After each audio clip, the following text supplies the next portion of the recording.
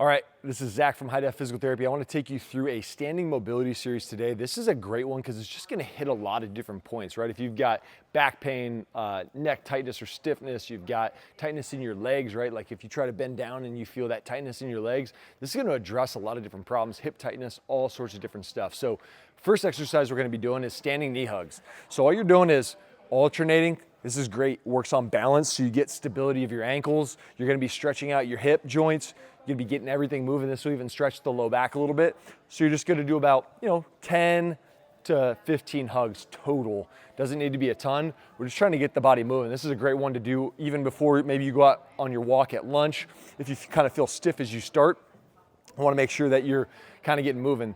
The next one I'm gonna do is quad touch, or quad stretch and a reach. So I'm trying to reach up towards the sky, stretch. If you can't grab here, some people can't grab that, that's fine. Just tap. So tap the heel, tap, tap, okay? I like to do the stretch because I want to get my quad stretched. I'm trying to get my hips straight, so I'm getting a little bit of a hip flexor stretch as well. So I'm gonna do about 10 to 12 of those. Next one I'm gonna do is hamstring scoops.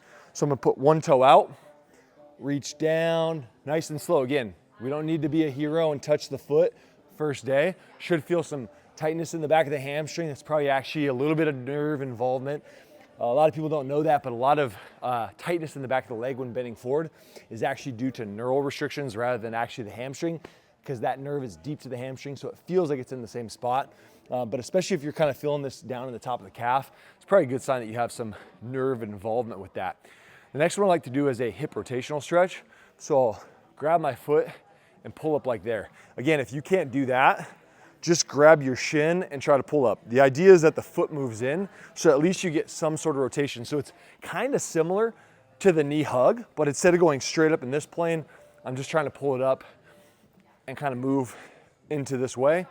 And then the last one I'm gonna do is I'm gonna go split stance, and I'm gonna reach and try to shift forward. So I'm gonna feel a really big stretch here. I might even feel some stretch in my abs, and then I'm gonna reach back.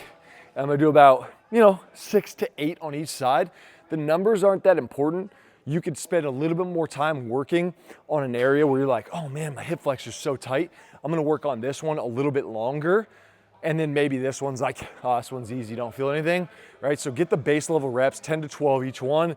Spend a little bit more time on the areas that you feel of importance.